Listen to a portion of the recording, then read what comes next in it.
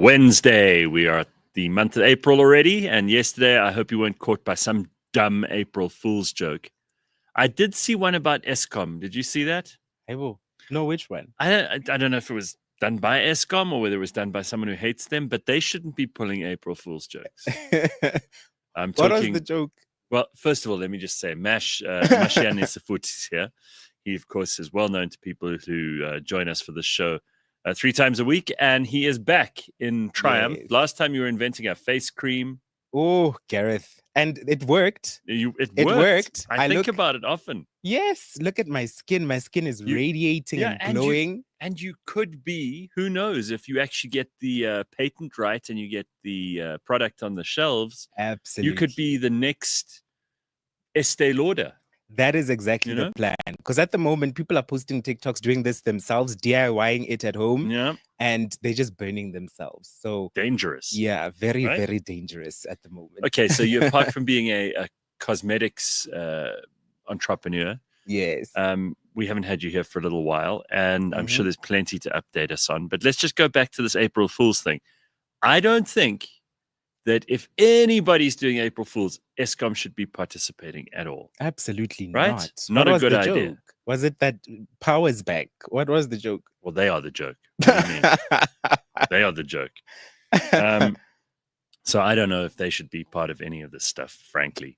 And not at all. No. Not at all. And there's certain, I just find April Fool's so dumb. It's all... You think so? Yeah, I hate it. I think it's maybe because they used to do these big media versions of them.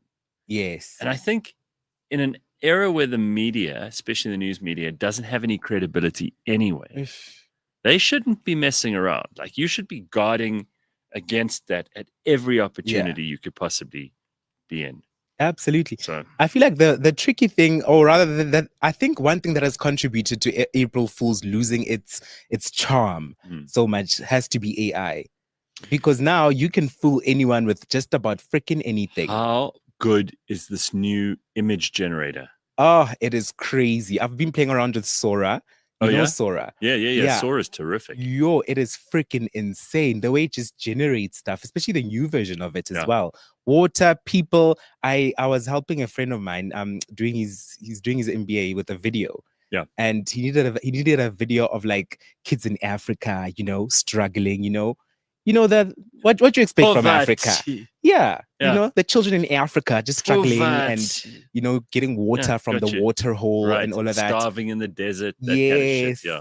It generated videos that looked so realistic that I was so about to go to Home Affairs and go Bon, who's this child? I want to adopt them. Right. That's how realistic these things looked.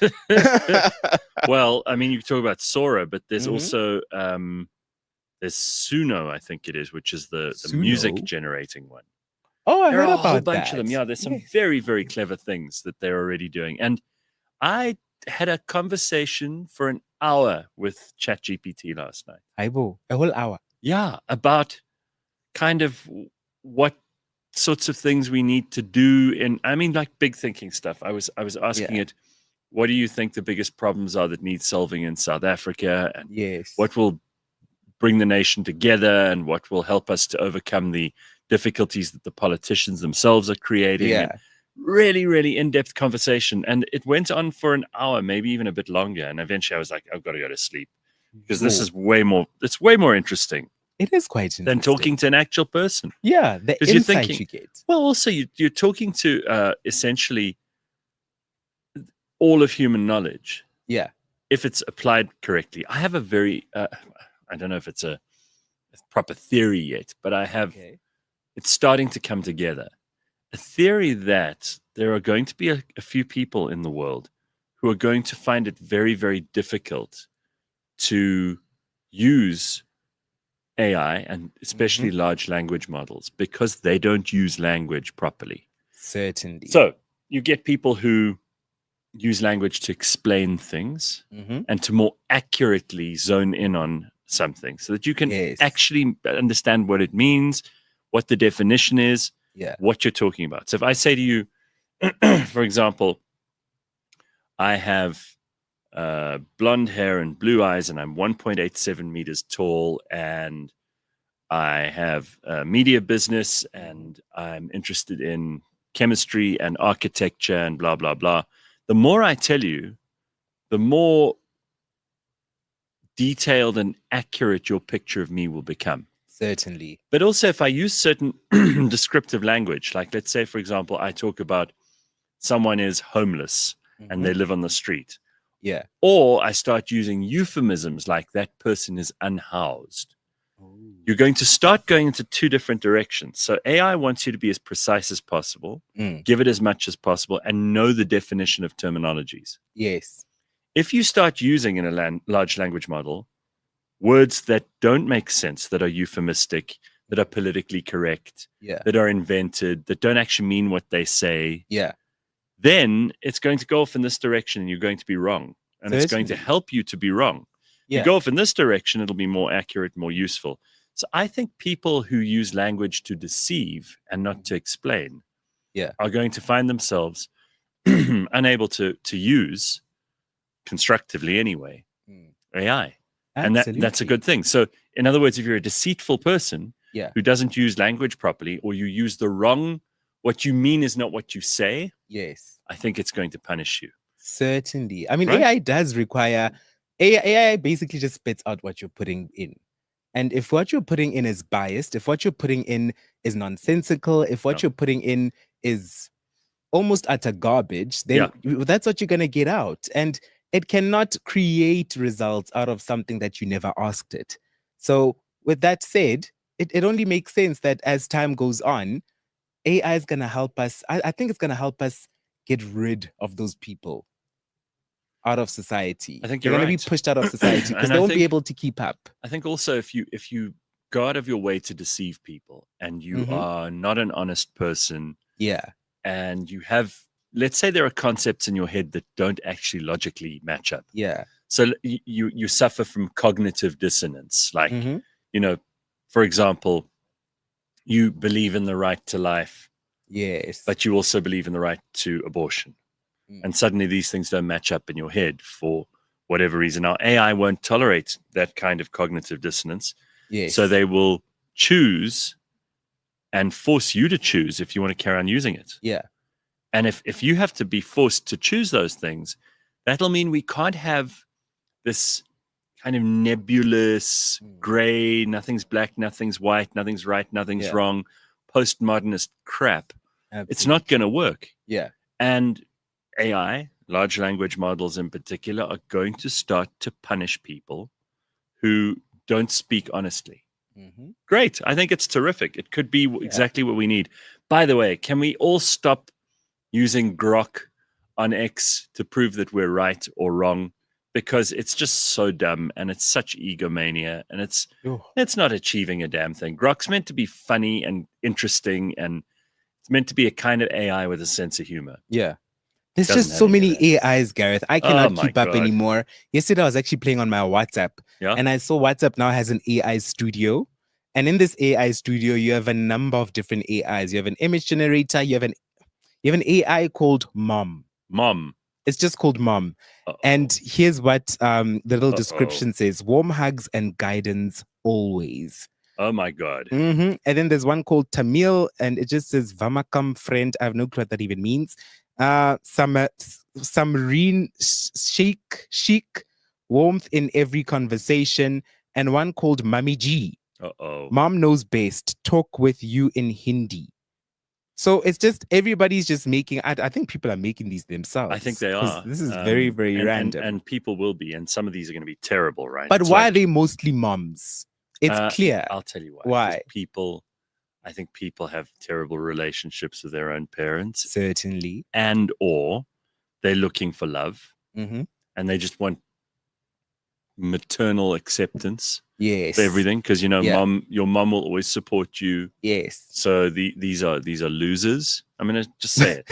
They are losers who have very bad relationships with their actual mom or the actual world. And they're going to hide in there. So, for example, Congo Chris says here, we've jumped the shark. AI is still retarded.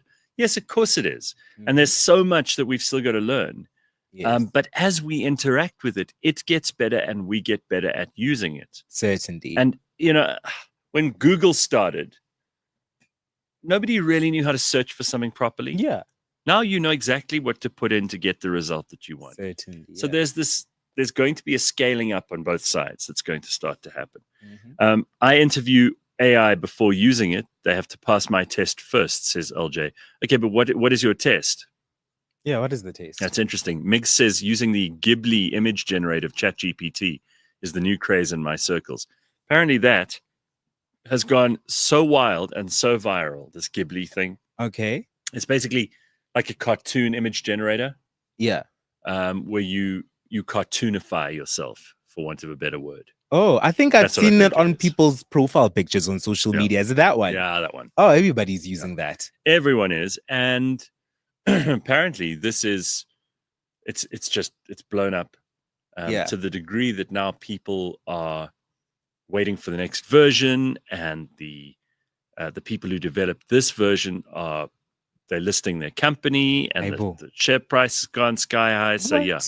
Oh yeah, it's all very real. I haven't played around with it. I should actually play. I have the ChatGPT you'd love app. it.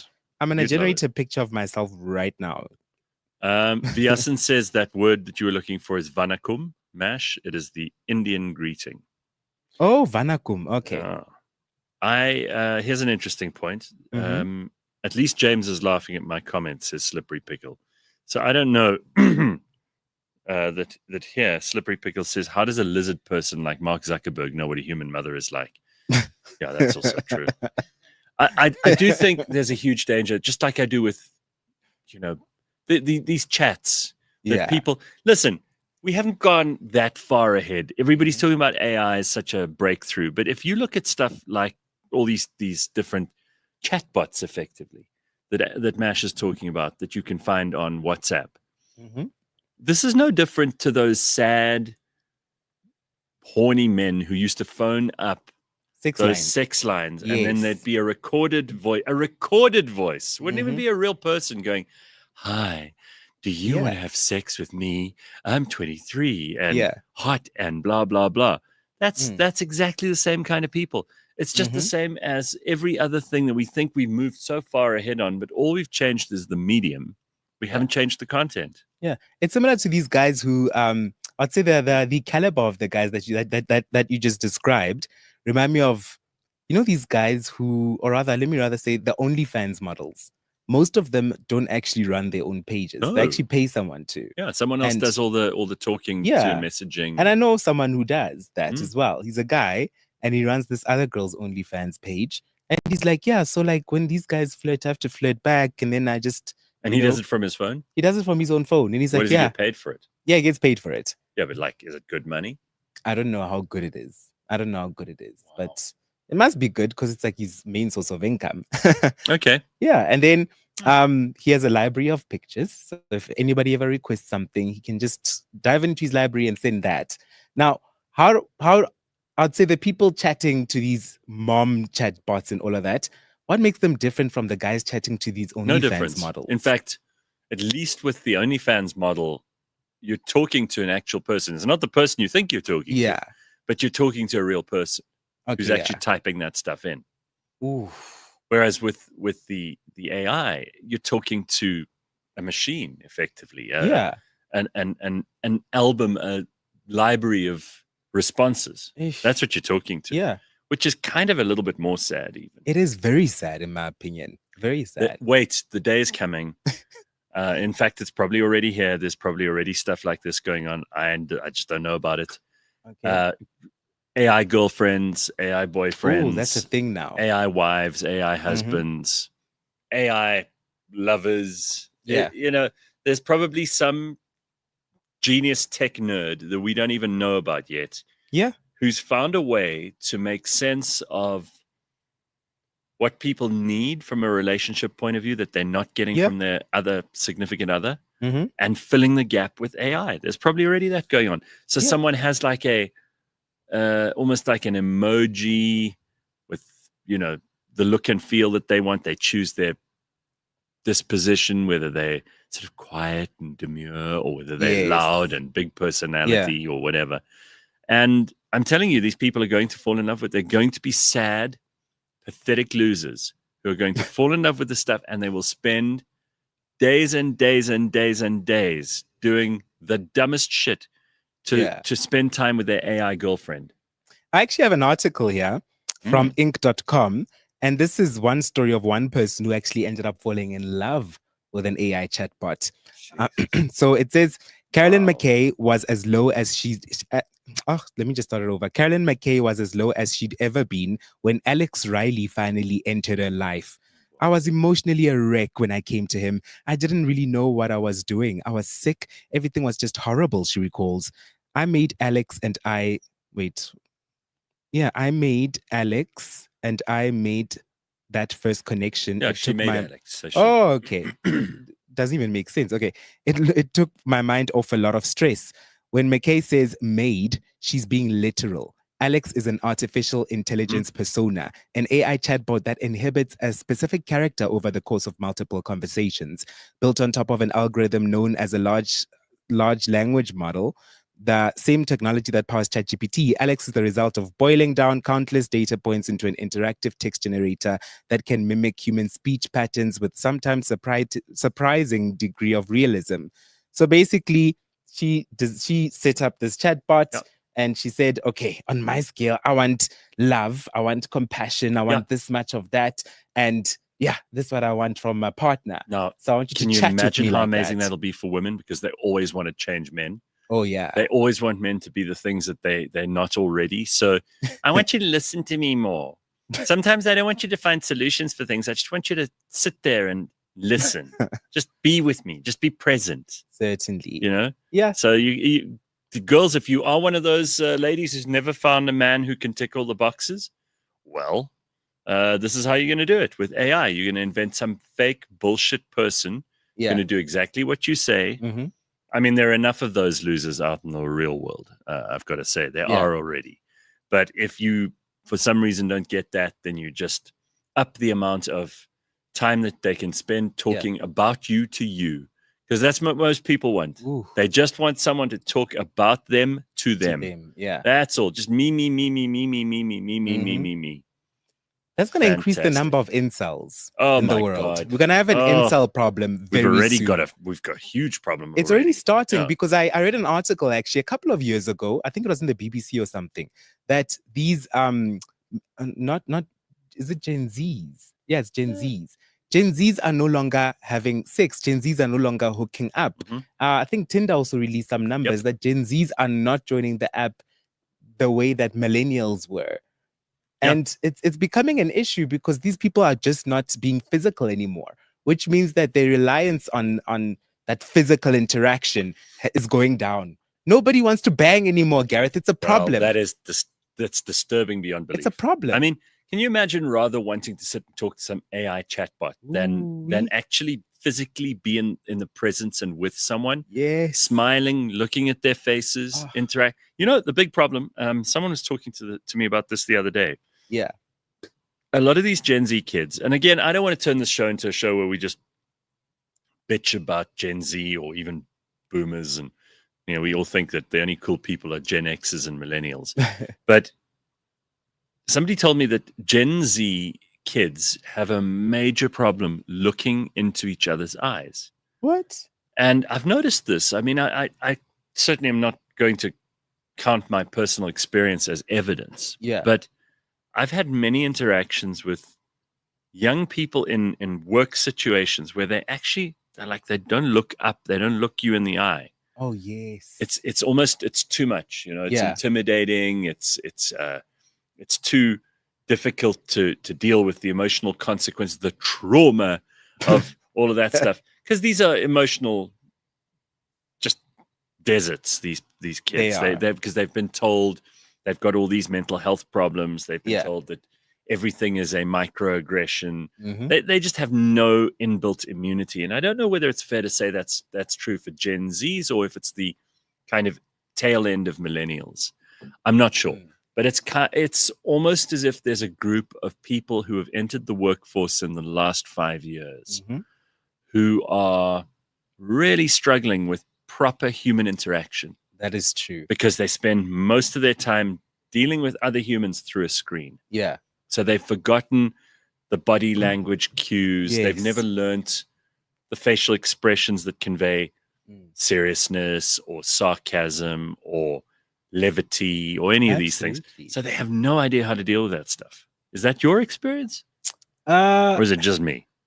Remember, I don't work with many young people, hey? You work with very old people. You're like the youngest person in your office, right? You are. By a long way. It's basically you in the old age home. I mean, our company is even actually blocking ChatGPT and AI altogether. Oh, wow. So you can't use it while you're at work? We can't use ChatGPT while at work anymore. Wow. And, let me rather say the memo has been sent out, but our IT department hasn't done it yet. They're going to get to it any day now, any hour now, it's happening. All right. And their reason for this, the actual organization's reason is that people are putting sensitive company data into AI chatbots. People are loading entire financial records for the company for the past 12 months into ChatGPT and saying, create a pivot table. You need to make a little graph or whatever. And then they're not even thinking twice about it. And to top things off, they're using a free version of this software where sometimes you don't even have to log in on some of these platforms. You don't even have to log in, meaning that your data is just floating and roaming around the internet after that. Your sensitive company data. So these corporates are trying to actually crack down on that and have a bit of a better grasp on the situation. And how they're trying to do that is actually by forcing people to all use one chatbot instead of multiple ones. Like, for example, forcing people to use, if you're an Apple ecosystem company using Apple Intelligence, if you're a Windows ecosystem company using the likes of Microsoft Copilot. So they're really trying to force that and crack down on those things because people are really having a good ass time with this stuff. And if you think about it, if you were just to go on ChatGPT, let's say data leaked one day and you just searched your own company within that data, you would see everything. You'd see your whole company in a spreadsheet. Like, for example, I've noticed that when I'm busy trying to get information from and trying to get better answers from ChatGPT, you give it a whole lot of information about yourself. Yes. You upload documents or you upload whatever info it particularly needs in order to compile some really good answer. And by the way, the answers are very good, but it always goes memory updated as it's taking on more info. So, for example, you could put a bunch of things that you've written. And say, here are examples of my writing style. Consider when you are processing questions from me that those that you render as answers ought to be in the same style. And the more you give it, the better. So I could, for example, upload the Word document version of both of the books that I wrote. And then it will have a very good idea because they substantial. There's enough information there for it to get a whole lot of things right. And technically then it should be able to answer in my style, which is scary. But then, but essentially, I mean, look, not that that's not public information, what's in those books, but it is also, you are giving it all of this info. And if there's a way to hack the back end, you could get everything. And people are uploading now with all of these image generators, and they're uploading pictures of themselves, right? Absolutely. From every angle. So you see the back, the front, the sides, and faces, facial expressions, what you look like when you laugh, what you look like when you cry. And suddenly these AI things are going to be able to make a video where you're not even there, you don't even know it exists. If someone manages to get in with it, with the permissions, because they all have guidelines and policy and content rules and all the rest. But if someone got in and made a video of you calling for terrorism, can you imagine? That's already happening. It's not out of the question. The deep we're already fakes, there. We're already there. In fact, there's a TikTok I saw the other day. I'll look for it. Where this one lady, she actually posted a video of herself showing off her little dress. It was like a dress shorts kind of thing. Yes. And it's her own product. She designed it. It's her very own product that she designed and made. And then there was a shop. This was in America, by the way. A shop actually copied her design. And started selling her design in store. But not only that, in their marketing, they took her videos and replaced her face in her own videos. Yes. So she was like just scrolling. She's like, oh, this is me. Then she zooms and she's like, this is not me. They just changed the face. That's like when Woolworths stole those ideas from those other people. Remember? Which ideas? I can't remember what the product was, but they basically launched a product that was actually someone else's idea. I remember like some young black entrepreneur came up with an idea and then they just put a Woolworths label on it. And was it the hot body chicken or something? I don't remember. But it was very, very funny. So I need to ask you this because I finished watching White Lotus. I mentioned this on Monday's show. Yes. Have you seen it at all? Yo, Gareth, I haven't seen anything at all. Oh I canceled everything. Have you? Why? I canceled everything. You just think it was a waste of money? I just felt like it was a waste of money and a waste of time on my end. So I don't watch anything anymore. If I do watch something... Anything? Nothing? You watch nothing? I watch nothing generally. Wow. So what I do now in my spare time, I actually thought I was bad, but you're even worse. People say to me, have you seen this? I go, now I'm going to be like you. It's actually been amazing. I'm not going to lie to you. I canceled everything in December. So Amazon Prime, Netflix, everything. I was Showmax. I was on Disney Plus. How much were you saving? I'm saving like $1,000 a month to begin with. Just by canceling all of those. Just by canceling all of these. And that's great. To be honest with you, I wasn't watching them for a long time already. Yeah. I just kept them because I share them with my family. Yeah. So my family back at home, all my subscriptions are on their TVs. Right. My aunt here in Benoni. Now they must pay for their own. Now they must pay. It's about time. Damn it. So yeah, I canceled all of these because I wasn't watching them, and I gave them multiple warnings as well, Gareth. This just didn't happen out of the blue. I'm not ESCOM. Yeah. So I gave them. Switch it off. I didn't just switch it off. I gave them multiple warnings since last year, like October, that mommy, bona, mama, this is being cancelled. No more Showmax, no more their wife, their what, all these shows of yours. And they all start with the word da, the queen, the wife, the ing. I was like, they're all going away. And because you can see other people, you can see who you're paying for. You can see what they're subscribing to, right? Yes, I can see what your mother's watching. Yeah. And, My parents only watch the South African shows. And I always told them that Netflix and all these things, I'm paying way too much money for you to just be watching South African shows. So... So what did they say when you canceled it eventually? Did your mother phone you in a temper? They were like, hey, Mashan, what can we say? It's your money. Yeah, what can we say? Yeah. Oh, shame. Now what's she going to do? Yeah. You have to talk to your dad. They'll have to talk for once. So I did give them multiple warnings. And then the only thing I did keep, I only kept one thing. I kept YouTube Premium and I switched my YouTube Premium to the family membership where all my family members, up to 5 households, can still be on YouTube Premium. How generous of you. So that's just $100. Nice. Just 100 Rand and everybody's sorted. Okay. So that's the only thing I've kept, simply because, and I did tell my parents this, I feel like YouTube, there's something to be taken from it. There's something to be learned from most, if not all, the content there. Yes, there's some stupid stuff that's just for entertainment, but there's more stuff that you can take something away from, as opposed to a Showmax where you watch Mrs. Mops and Mrs. J on the Mommy Club fighting each other. And what do you take from that? Yeah. You know, and it just shapes the way your outlook on the world as well. My little brother, for example, I'll always use him as an example. He thinks in his head How's he doing? He is doing a lot better now. Okay, he's doing a lot better. Last time you said he was a bit of a disaster. Oh, he was. And I think he watched the show because he's being a kind of a cool dude. Yeah, he's been a chill guy. Your exact description was he was living his real life online and his online life in the real world. So now he's watching far less TikTok, which really helps a lot. Good. And he's finally starting to reintegrate himself back into the real world. Oh, I'm very proud of him for that. Well done. It's about fucking time. Jeez. And yeah, so I canceled all the subscriptions. My mom wasn't too happy. Nobody was too happy, actually. But because YouTube is now there, they're now watching content that is empowering them. For example, I introduced my mom to a YouTube channel that I really enjoy. What's this? It's actually a lady. Her name is Michelle McDaniel. She's American. And she talks about weight loss and obesity and all that kind of stuff, and taking control and ownership of your own body, taking responsibility of your own body. And it also helped my little brother. I'm a fan of that. Yeah, and it's helping them out because my family hasn't been too much into, making healthy choices.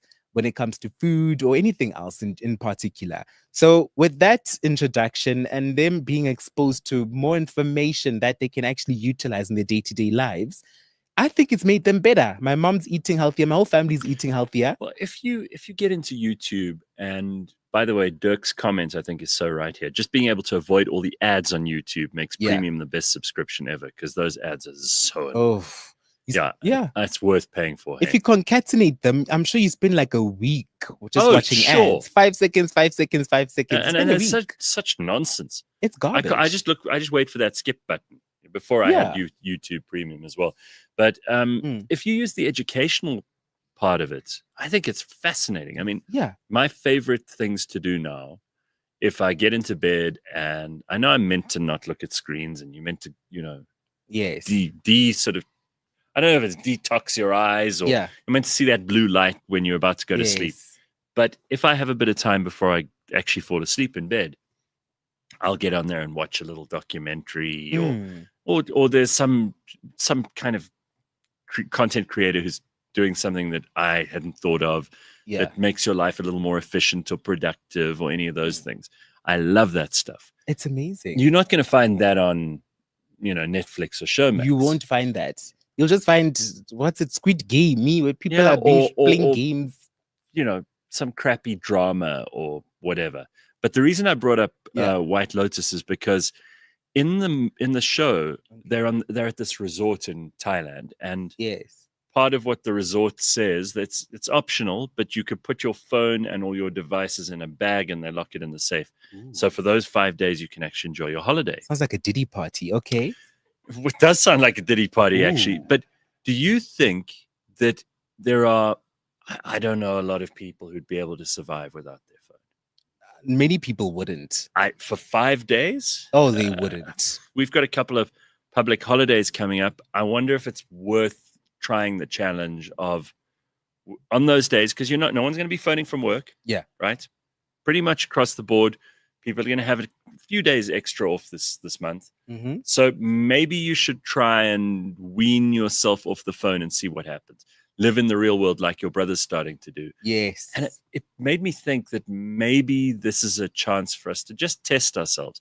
Like, when you give up alcohol for a month or two. Yes. Or when you decide that you're going to stop doing something that's lazy or toxic or stupid. This is a way also for us to test that we're not totally attached to these devices. Because if you have a holiday day where there's no emergency, no one's desperate to find you, catch up with you, do something that needs urgent doing, any of that stuff, you can count that out.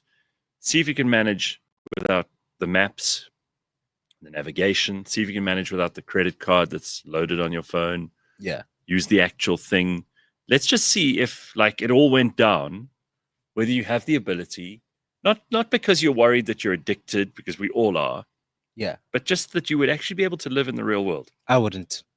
You wouldn't manage. What would be the most challenging part of that for you? WhatsApp? The card. The card. All my cards, my loyalty cards, everything are on my phone. I have physical ones. They're all in my car. Gareth, it's a stack about this thick. What do you use for loyalty cards? I use Clicks. I use the Discount one. Actual apps from each store. No, I actually use Stowcard. Yeah, but apparently they can discontinue it. You're the second person to tell me this. Yeah, but set it on the app. It never told me on my app. Which app are you using? I'm telling you, I'll show you. It's the Hong Kong app. No, I'm telling you. There's no ways. There's no ways. Look, that app is my life. Yeah. If that app finishes, what am I going to do? The Stowcard app. Yes. Yeah. It told me the other day it's not going to be working from December. Because it's also on your Apple Watch December, as well. Still, yeah. So even my gym card I put on there and I just clap at the gym. Wow. It makes life so much easier. So if they just continue this app. Yeah, maybe they've got a new one coming out or something like that. I don't know. They don't seem to have been able to crack it properly. It's fine. I'll take on. Yeah, the app has been discontinued, but you can still use it. I use mine. Says Tracy. Okay. See? There we go. I guess we learn every day. I'm getting rid of Instagram, Facebook this year, says Christian. Great. YouTube Premium is very important, says Mapelo. That's all very valid. The Real Machoshas of Marabastat is a show that you've got to watch according to Congo Chris. The real machoshas. Where do you watch that? I don't know, but we've got to make a show like that. That sounds too good. I love YouTube Premium, says Christian. I got the family plan that covers 5 family members. That's what you were saying. Stumbled on a series called Love Cheats on YouTube. So good, kind of like Tinder swindler type stories. Oh, I'm typing that down. I gave up social media for Lent. It's been tougher than I expected, says Carl. Okay, it's hard to tell whether Carl's being serious or fucking us around. You can never tell. But okay, if you've actually given it up, that's interesting. And I would be curious to see, because you give up until Easter, right? Yeah. And then you start again. So let's see if you can stay off of there. But also, social media has really shaped the way we see ourselves as well. Yeah. It hasn't just shaped our world, but it's shaped the way we view ourselves as well. Well, you know what I always find so funny is when someone has a relationship and the relationship ends, they go and they edit their social media to look like they were never in a relationship. Ooh. Have you seen that? How people will go and they'll delete all the pictures of the person that they're no longer with. Yes. It's just, then half their Instagram is gone. Yeah. Or half of their YouTube stuff or whatever it is that they've put up, because that other person is in the background, and then they totally wipe them from existence. That's how you know. There's a meme that I saw, and it's like when someone you're interested in, when someone you've been interested in deletes pictures with partner, and then you know it's time to be the Twitter FBI. You have to go dig quickly. But how pathetic, because we can tell when a politician is a psychopath, right? Because like Stalin used to edit Trotsky out of pictures. Yes. In the Bolshevik Revolution, Trotsky, Lenin, and Stalin were like the triad who ran the Bolshevik Party. And after Lenin died and Stalin became the guy, he just airbrushed Trotsky out of all of the pictures. So I mean, we use it as a joke now. It's like, oh, he pulled a Trotsky on that guy. Yeah. Because there would be pictures of the 3 of them, and literally he'd just be taken out. Someone would paint in a background, which you can now do with AI as well. Yeah, so easily. But you've got to imagine that someone who deletes all the pictures of their exes is like a social media version of Stalin. Basically. Right? That's what you're doing. You're trying to create a false version of the past. And that person was maybe part of your life for a couple of years in some cases. And you see these people who completely wipe them out. It's I don't get that. That has got to be, there's got to be something wrong with you. Because when my relationship ended, my prior relationship, I didn't delete anything simply because I was like, these are also my memories. Yeah. Right. They're not just this person's memories. Why must I delete my own memories as well? I had a good time in that picture. Yeah. Just because we're no longer together doesn't mean I had a bad time. So couldn't agree more. It can't go anyway. It can't. But also when it comes to social media as well, the way it's shaped the way we see ourselves as people is that I'd say with this whole fat thing. Yeah. You know the whole fat. What's the fat thing? The fat revolution. The fat thing. Yeah, what part of it? Because there's a lot of parts of the fat thing. So there's a huge big fat thing. You know the body positivity movement. That's been a very big thing for many years. And done more damage than good. It's done a lot of damage. A lot of people from that movement have passed away. And unfortunately, they're still pushing that still. But I think there is some light over the horizon now, because the leaders of this movement, such as Tess Holiday, she's a plus size model. Model in inverted commas. I wouldn't know she any only of these people works because I pay no attention to fat people at all. All right, tell me more. Yeah, Tess Holiday. Jess Holloway, what? Jess Holiday. She's an American plus size model. And she's now actually doing something called intentional weight loss. She started her own intentional weight loss journey. Yeah, because she was bullshitting herself before. Yeah, she was. Embarrassing. So the reason why it's called intentional weight loss is because in this community of theirs. Sorry, I don't really care about fat people. I don't want to have this conversation. I'm like, if I were AI, I would say to you, I'm sorry, this conversation goes against my content policies. And I can't, there's no way I can compute this. It just doesn't make sense. But they're people too. Yes, but then they can be thin and then I'll talk to them. That's how we get there. We can do this. You just have to. You just have to be. You can't be fat. I mean, if you start talking to me and you're fat, it goes, and I stop being able to hear. Okay, let me just give you a little bit of insight about the fat movement. There's 3 types of fat in this movement. Yeah. There's the infinifats. What are those? Infinifats are entry-level fats. Actually, no, there's small fats. Those are the entry-level fats. Okay. Infinifats, which are people who are obese. Yes. And then there's the death fats, which are people who are morbidly obese. Yeah. Jesus. So in this community, the fatter you are, the more power your voice has. The more space you take up, literally and physically. Yeah. Yeah. So the fattest ones of all are like the kingpins. They're like the kingpins. And it's like literally I know we're on YouTube, so I'm not gonna say it's a CULT, basically. Yeah, of course it is. Yeah.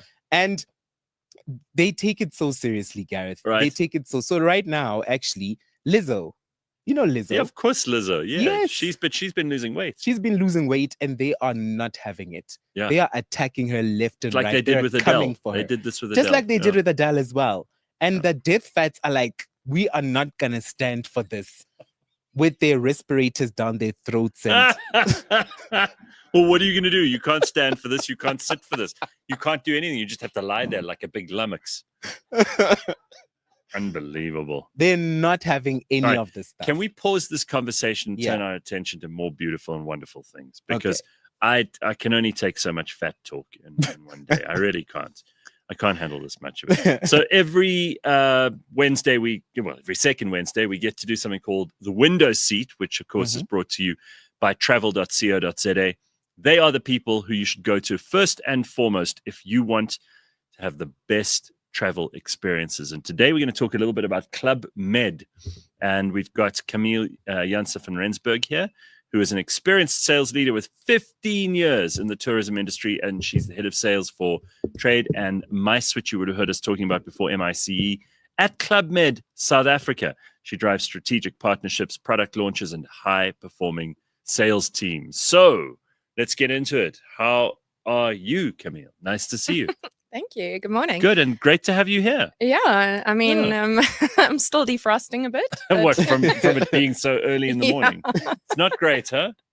You never ask Mash, because you start and you're like, oh my God, what am I doing awake? It's still pitch dark. It's ridiculous, but I appreciate you being here. Thank you. And, it's fantastic to be here. I'm really excited. So listen, let's talk about ClubMed, because I think everybody has an idea of what it is. Many of us have been to various ClubMed properties, whether it's the ones in Mauritius, whether it's the skiing ones, whether it's the ones that apparently are going to be in South Africa and opening their doors soon. Yeah. So there's a lot to talk about. Absolutely. So ClubMed, in a nutshell, we are the pioneers of the all-inclusive concept. Yes. And we offer all-inclusive holidays at beach and ski resorts. 75 years old this year. And a French company, so a very long legacy. And so should I call you Camille? Camille, yeah. Okay, there we go. That's how you pronounce your name. Yeah, very serendipitous. C'est parfait. All right, so let me hear quickly, because Mash and I like the idea of an all-inclusive holiday, because then you don't have surprise charges. Yeah. Right, this is the big win. And especially if you're going to go skiing, for example, you need to know that you're going to get your food, your drink, your accommodation. You need to know what you're in for in terms of ski hire and all of that stuff, because otherwise it just adds up and adds up and adds up. Absolutely. If you stay on your own, you then have to get food in, and suddenly you've got someone who has to come and clean the place and all these other things that people will add. Before you know it, it's another 20,000 Rand that you hadn't budgeted for. So I love the idea of ClubMed. And I said at the beginning of this, I've been to a couple of them. I've been to the one at Val d'Isère. Yes. Which is fantastic. It was my first ever skiing experience there, and it's just beautiful. First of all, what a place to go skiing, and what a place to learn to ski. Second of all, I mean, it really just works like a well-oiled machine. You wake up in the morning, you go down to the locker rooms, you put on your ski boots, you get onto the snow, and you're out there, and you can have the most wonderful holiday. I'm a total convert, in case you didn't notice. Yeah. Well, someone once said to me that skiing is the most fun you can have with your clothes on. Definitely. And I'll tell you what I would absolutely agree. I'll tell you what the second best thing after skiing is taking those boots off afterwards. Jesus. Let me tell you, hard Mash, on the body. you have the most fun day. Like, you're out there, you're exercising the whole day because it's hard physical activity. You move your whole body, you exercise muscles you didn't even know you had. You're going down slopes like this, you're going down slopes like that when you get better. Your hips, your legs, I mean, it's intense. Whoa. And then you're also drinking in the après ski up in the mountains, and that night you're out with your friends and you eat, and you wake up the next morning, you start again.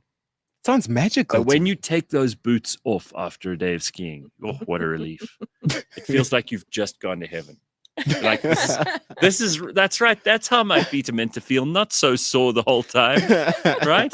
It's amazing. That's what the après ski is for. Yeah. You drink away. Listen, the pain away. When you're up in the mountains and you get that crisp mountain air, and everybody thinks it's freezing cold, but the reality is too that when you're skiing, you're exercising, you're getting hot, and you actually take off jackets and things, and eventually you're like, you could be in a t-shirt. Oh, wow. Yeah, in the snow. Absolutely. Sign me up. And wearing sunglasses is quite a common thing on the slopes. You have to. There's glare. Yeah. Oh, it makes sense because the snow's white.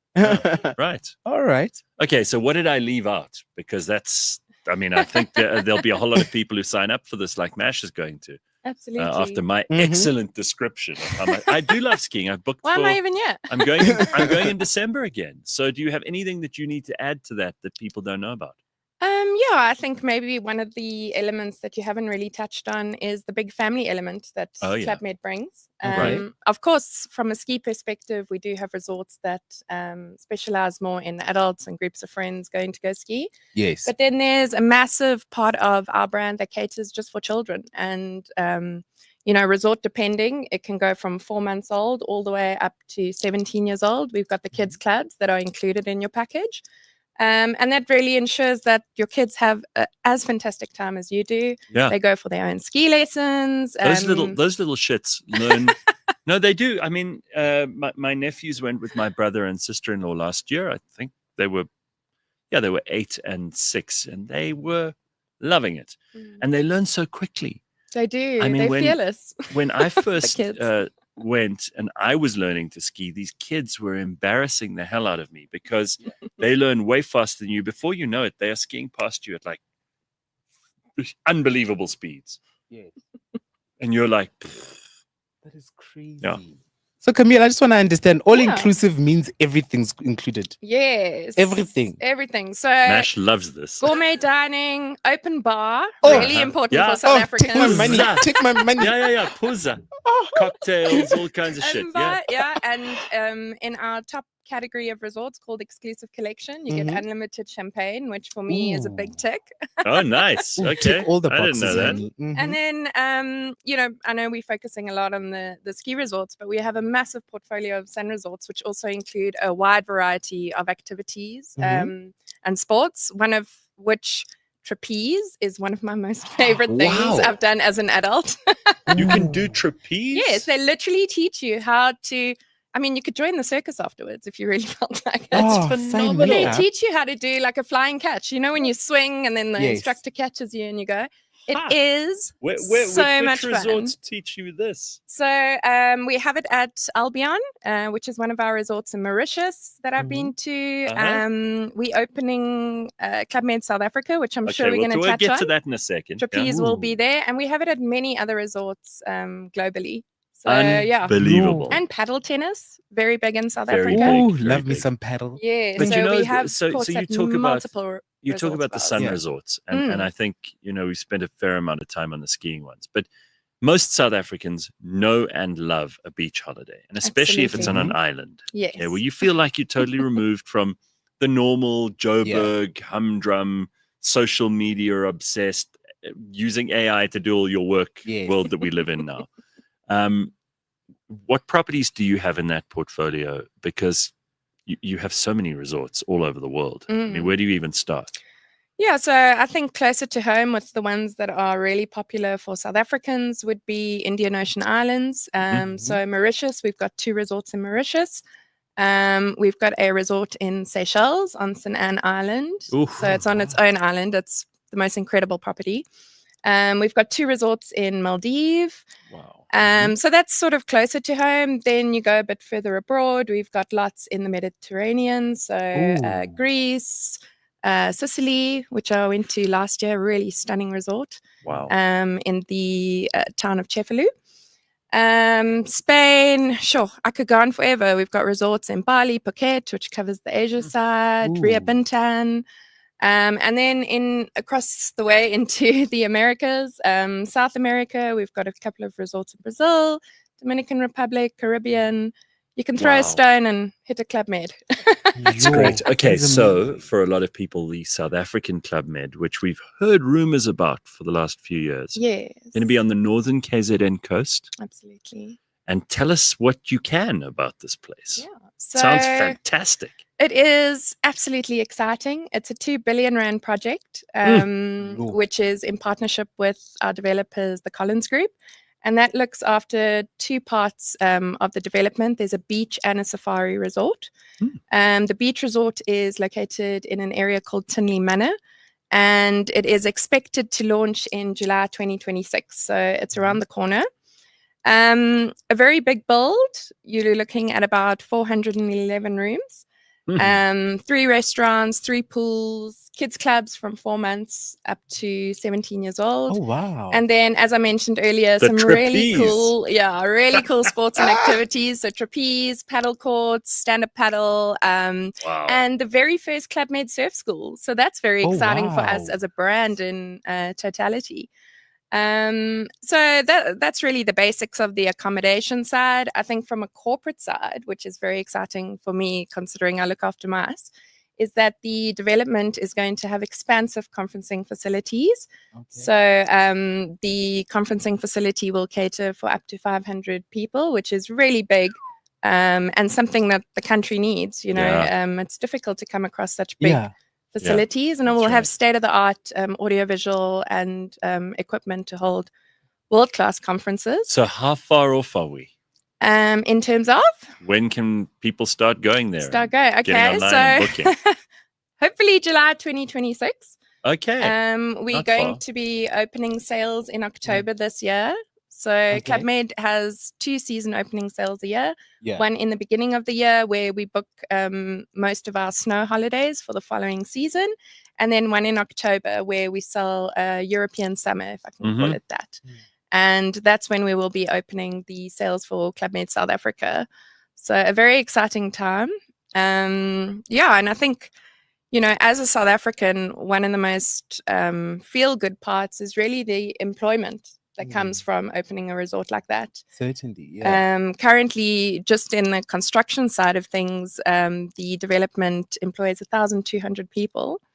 And we'll be adding another 220 hospitality roles, prioritizing local employment and upliftment. So it's very exciting. That's awesome. I see a comment here from a couple of people, the people who've been to your resorts and love them. Yes. In fact, there's something very nice. One of them just said here, Roxanne Momberg says, ClubMeds are the best, always a reliable resort with yummy food and drinks. Nice. Gareth, does their package include lift tickets and all the gear you need for the snowboarding?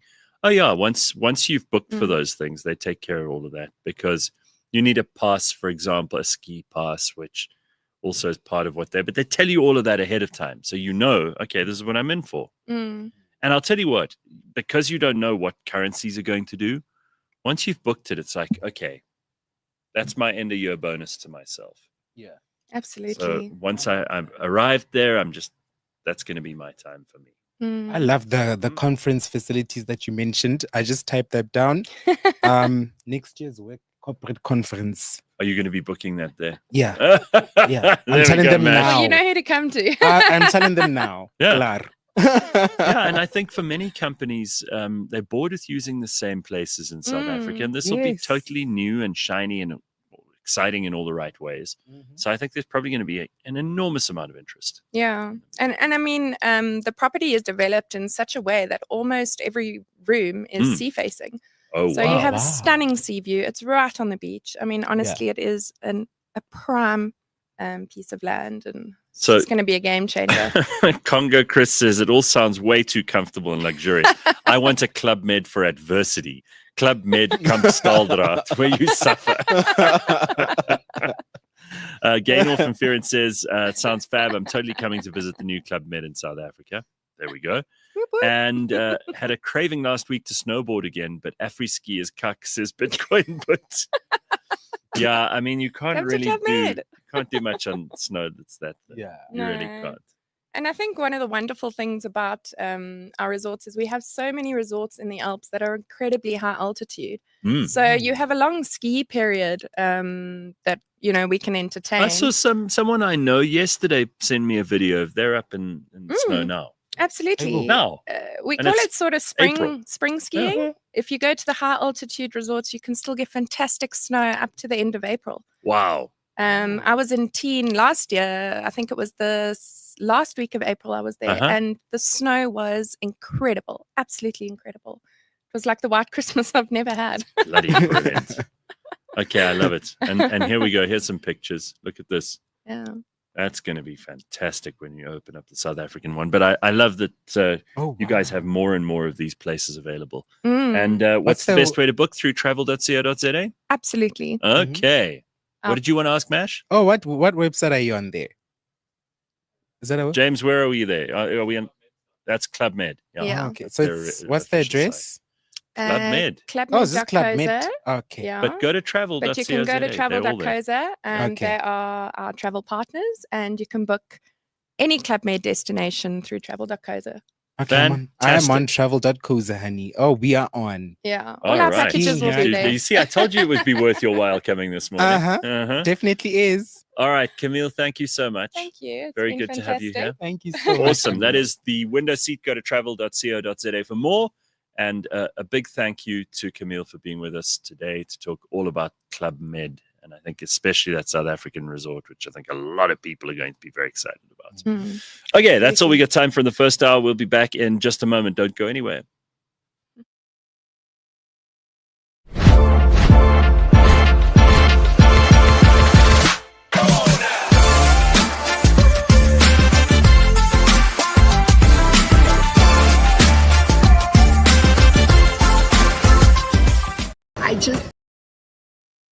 I just saw the craziest front cover of me with Daily Sun.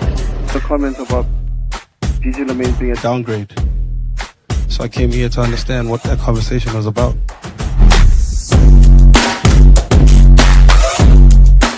Gigi Lamaine is breaking new ground. The multi-talented artist has taken a leap into the world of health by introducing her very own IV drip line. From the Real Network studios in Johannesburg, South Africa, home of the bewildered Protea supporters and the bashful Bok fans, we bring you another episode of your favorite weekly sports show starring hosts called Ben and Sandile.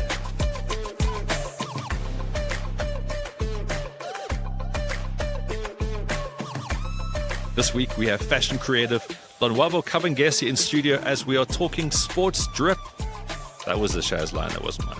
From player kits on the sports fields to what they're rocking off of it, we showcase the sports style icons of today and yesterday, sports' growing influence on fashion in general, and of course, how the guys measure up, outfit-wise, in studio each week.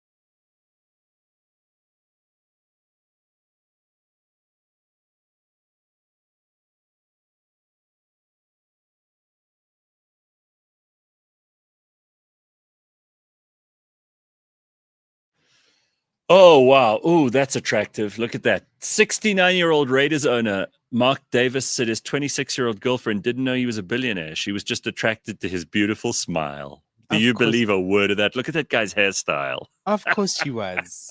I mean, he looks like the let me not even say it. Well, yeah, he looks pretty horrible. Yeah, he looks like the tip of something. Anyways, but you know what? It's all about it's about what's inside. You know, what's nice for a man is that as long as you have money, you can you can attract anything.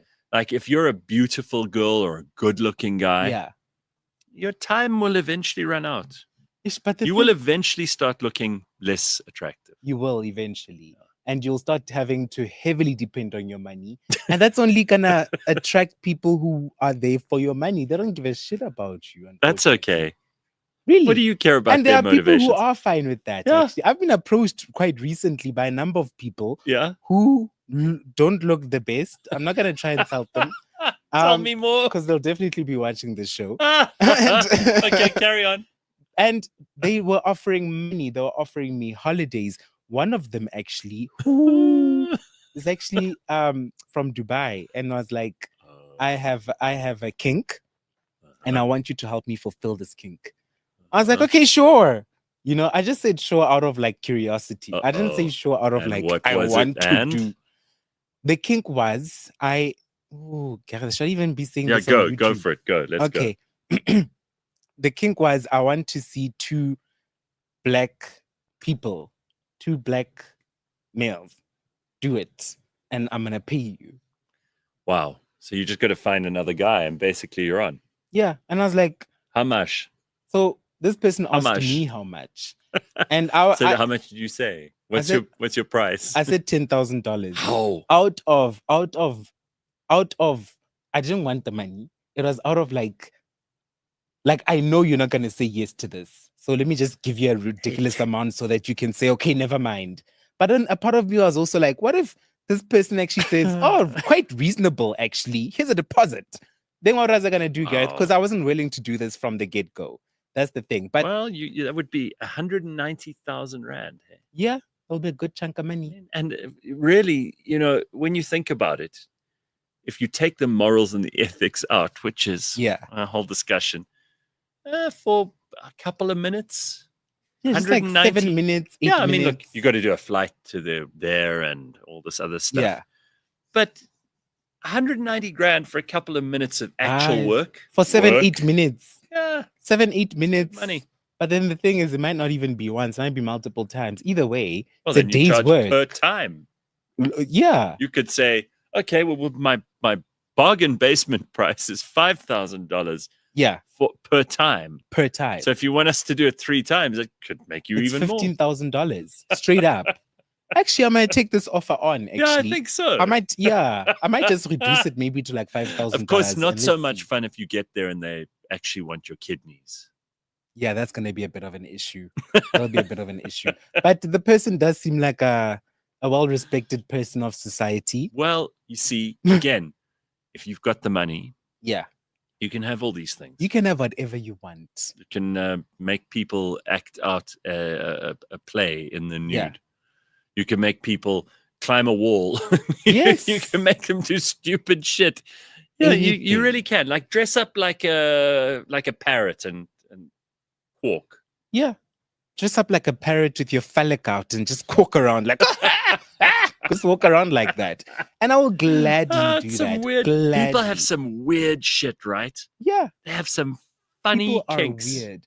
And the thing is, money is what allows them to bring these things out, you know? Because if someone's broke, they're not going to be walking around, I want to see you banging that person. Oh, yeah. People are going to look at you like you're freaking madman. Like, what is wrong with you? A broke person can't have kinks. Like, go get a job. How about that? Get a job. So you're saying basically that if you're broke, you should just shut up and work. Shut up and work if you're broke. If you're rich, have your kinks, have a good time, pay Mash $10,000, do whatever you need to do. But that's the thing also, it reminds back to Diddy as well. Money is what allowed Diddy to do the things that he did.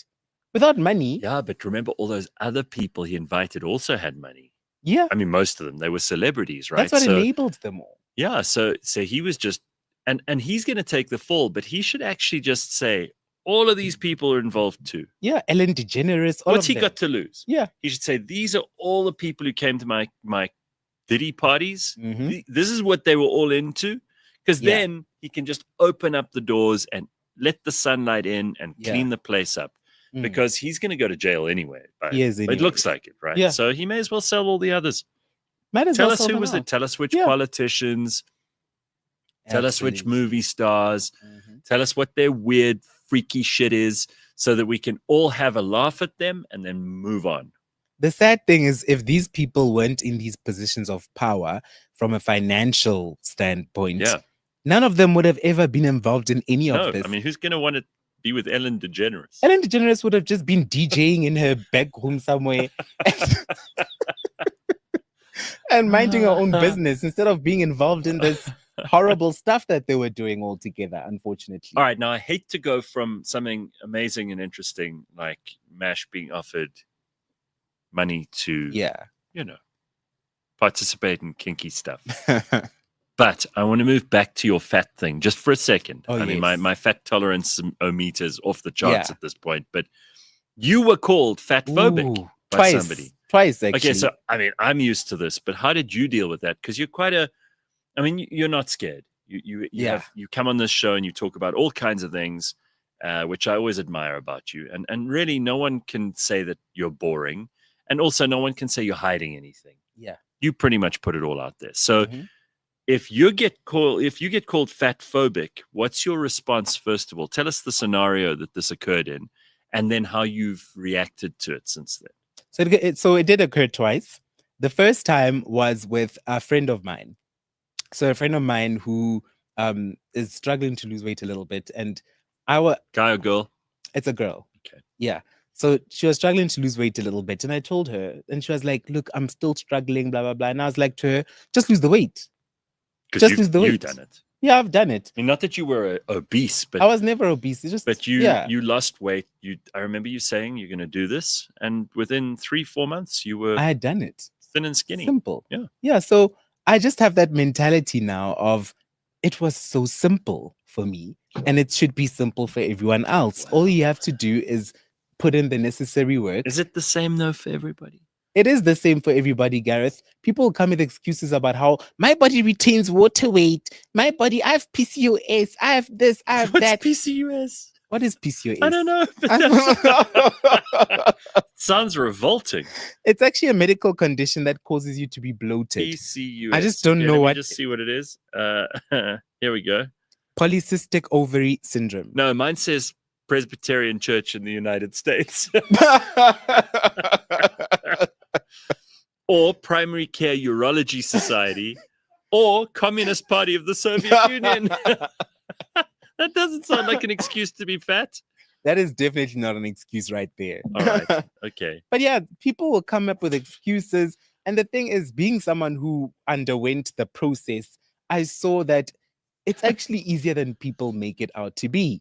You just have to stop drinking alcohol, not even stop completely, maybe drink once a week. We live in a country where everybody, every single evening, Netflix, wine, Monday to Monday. Oh, that's ridiculous. Really? Monday to Monday. You think that's what happens? I don't think. I know that's what happens because they post it on their Instagram stories. I see them every day. So they're drinking Monday nights? They drink Monday to Monday. Every single day they're drinking alcohol.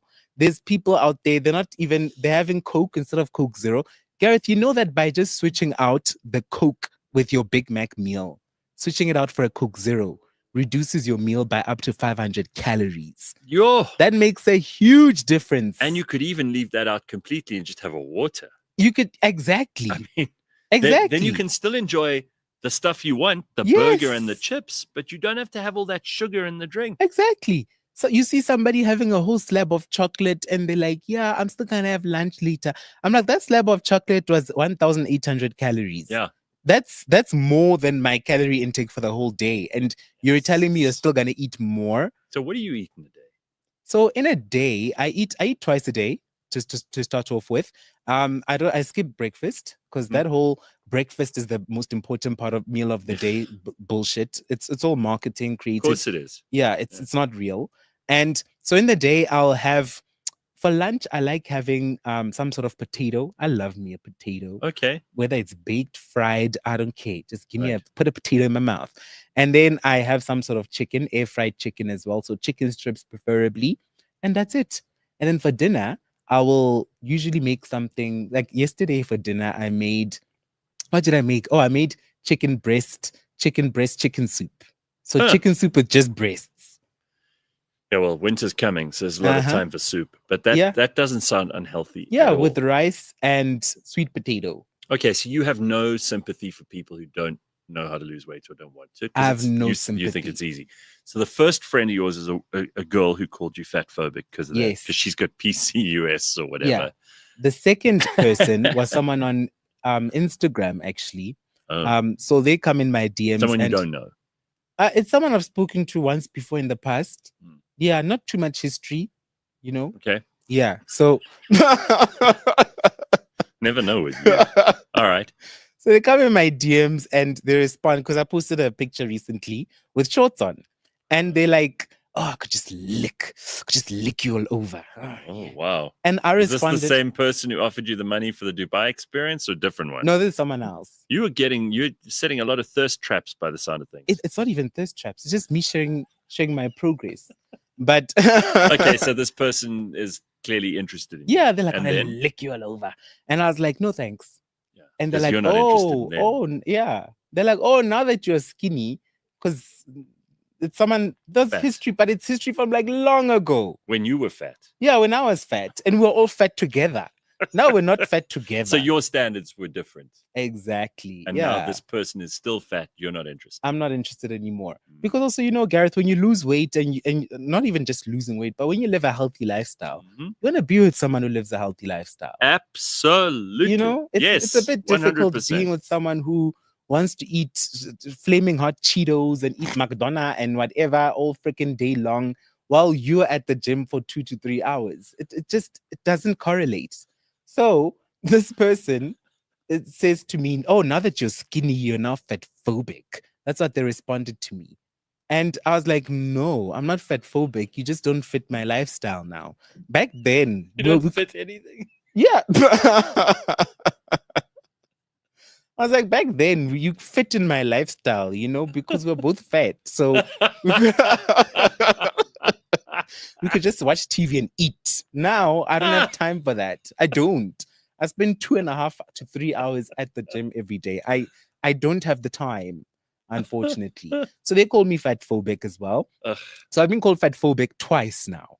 And that's what actually led me down this research hole where I started researching like these fat communities and finding out. But you don't hate fat people, or you wouldn't, for example, have given your mother and your brother the tip on YouTube who they should be following, because you're worried about people like that. You know, there's a difference between just being horrible to fat people just for the sake of it, which I think is probably mean and unnecessary. Yeah, it is. And bringing the attention to the fact that you don't have to be like this. Exactly. This is not a death sentence. You can do whatever you need to do. And I've seen many people get it right. And I think it's hugely inspiring.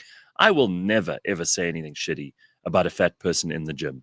Absolutely not. If you're in the gym and you're enormous, good. I will be your biggest cheerleader. I think it's amazing that people go there, because it would be, can you imagine how they feel walking in there and you got all these people who are either at a very advanced level of fitness or they're getting into great shape. The balls you need. And then you have to go in and you're overweight. I'm like, I have massive respect. The balls you need for that. Because even me, Gareth, me to this day, sometimes I feel a bit shy going to the gym. And my body's banging now. And I still sometimes feel a bit shy. So when I see people like that, I'm like, I am thoroughly impressed, especially by the weights. Yeah. Because a lot of people are afraid of the weights. They're like, no, it's these big guys. Like they look at you like you don't know what you're doing or anything like that. And I'm like, yep, if I see somebody big there, I will literally go up to them and give them a big fat high five. Yeah. Or a big high five. Yeah, that's it. The fat high. Yeah. So all right. Okay. No, I think you're probably dealing with that the right way. Yeah. So you mentioned that you went down this rabbit hole of researching all of the stuff, finding out about what did you call them? The death fats. Death fats, infinity fats, and small fats. And then you obviously have looked into diets and how social media is shaping diets. Yeah. So, I mean, you're becoming a little bit of an expert in this field now. Slowly but surely. In fact, one of my friends was like, just go be a personal trainer. I was like, actually, I might just look into that. I think there's a 6-month course. There's no money there, ne? Even online. I can't make money online with it. I'm too lazy to be in a gym training people. I want to just do it online for like 30 minutes. Yeah, I mean, there are people, but most of them are scammers. Then I'll scam people as well, Gareth. How? All right. But you know, the funny thing about getting into shape is that no one else can take credit for it. Yes. Not even your trainer or your dietitian or whoever else. If you get into great shape, it's all your credit. You get 100%. all the pluses. Yeah. And if you don't do it, the blame all falls on you. Exactly. So it's such a personal responsibility thing, which is why I always think on the opposite side of things, if you are the kind of person who looks after yourself and you are in good shape, that takes huge discipline. It does. So I'm going to assume a few things about you. I'm going to assume that you're the kind of person who has the ability to have self-discipline and hold themselves accountable. And you have goals and you set those goals and you achieve them. Yes. You hold yourself accountable. You have the ability to say no to excesses of eating and drinking. Yes.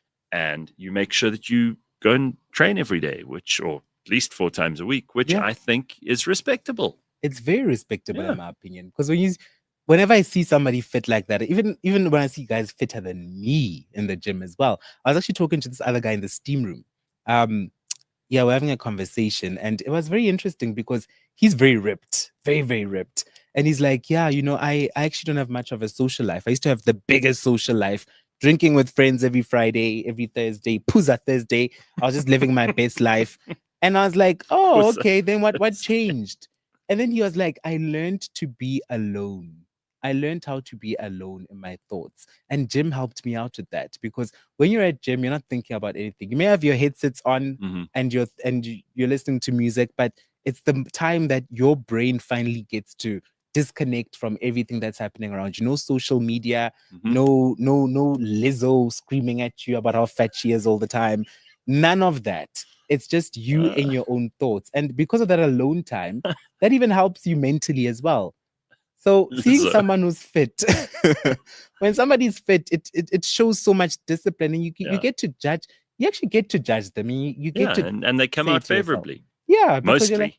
I mean, they could be. Listen, don't get me wrong. I think it's right for us to also show the other side of this, where you get these people whose whole world is wrapped up in like that gym, and that is sad. Okay, that's sad. That's sad. You know, these people have 20 Tupperwares of stuff that they eat every single week, and it's always the same. 20, and then they don't drink, and they don't do anything fun. Yeah. They spend all of their money on those supplements and things. They haven't got any relationships with other people outside of the gym. Yeah. That's pathetic. That's pathetic. I'm telling you now, I don't care who fights with me. You're just as bad as those fat ones. Absolutely. Fat and fit's only 1 letter difference. Yeah, only 1 letter difference. So I think it's balance. Yeah. It's about balance. But you can tell a lot from just looking at someone. Have you ever just looked at someone and you're like, yeah, he drinks beer? Yeah. Oh, yeah, for sure. Or you look at someone and you're like, yep, Congo Chris says, my new security estate has a gym walking distance from my unit. My plan for world domination starts now. Yes. There we that's go. Good. I think that's awesome. It's all in the mind. So, okay, Sports Drop S is here. What's that? I fart creatine, sweat protein powder, and pee greatness. Roar.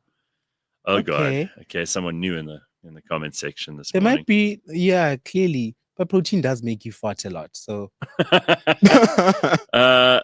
Lol, my great uncle lives in Morocco and spends his days smoking tons of hashish, whilst his 2 sons are really good rugby players back in France.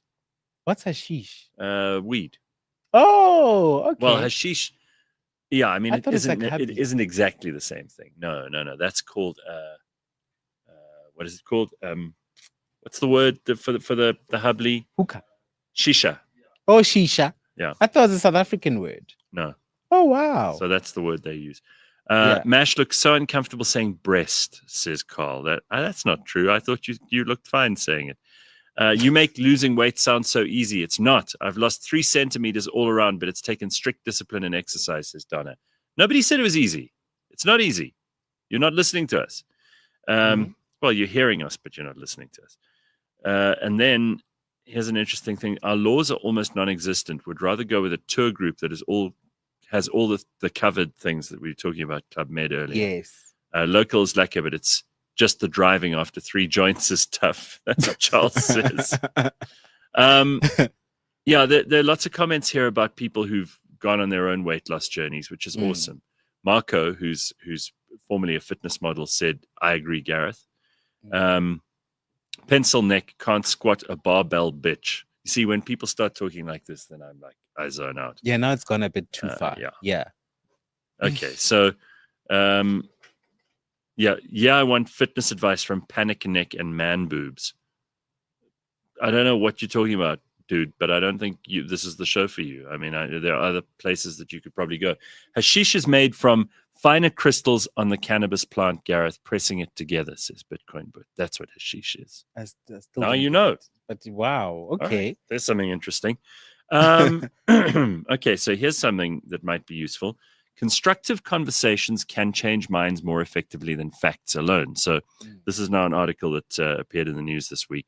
Studies show people misjudge others' willingness to engage in open discussion, and curiosity can help lower defenses.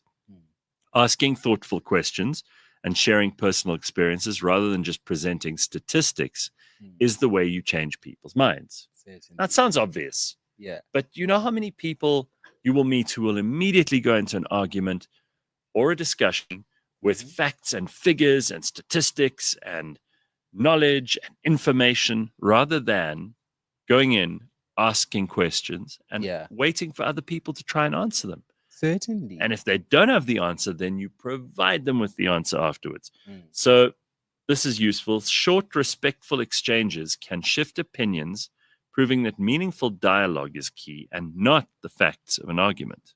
Certainly, yes. And this is exactly the opposite of what you see on social media, especially like X.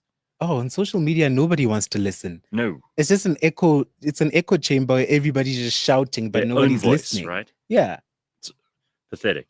So I think that's obviously something which has come up this week and it should be obvious enough. It should be obvious to everybody, but it clearly isn't. Yo. And then this is interesting too. You know how we talked about, I've never forgotten this story and it still freaks me out. The people who were living in the roof in that one house. Oh, yes. And then they'd come out at night and they'd raid the fridge. Flogging. I can't remember. Anybody in the comments section might be able to remember. Is it frogging? Frogging. Oh, yes. PH frogging. Yes, they were frogging. Frogging. Well done, James. So these people, they live in your roof and then they climb down in the night while you're sleeping and they eat from your fridge and they make a sandwich and then they go back into the ceiling and they live there again. So that's bad. But I don't know if you believe in haunted houses. No, I don't. Okay, I don't either. Yeah. But apparently there's a ghost town in the middle of South Africa's richest province. So the Tembisa Extension 25 mega project, which was launched by the city of Ekurhuleni in Gauteng just a while ago, going to provide 3,510 social housing units. The whole thing's been abandoned. So despite 371 million spent, we showed photos of this place a while ago, didn't we? Yeah. Okay. So this is maybe a different one. But intended for Winnie Mandela informal settlement residents, they spent 371 million rand. The site is now in decay. There are no roofs, no doors, no infrastructure. Initially planned for completion by 2024, construction stalled after reaching only 23% of progress by 2020. So all kinds of people are trying to shift the blame. Some money has gone missing. Then there's nothing to show for it. It's an absolute disaster. So it's not a ghost town haunted with ghosts, but it's haunted with corruption. Yo. Now that I believe in. That's not like, oh no, that house is haunted, I won't go in. This is like a ghost town made by politicians and crooks. This also sounds quite common in South Africa. Yep.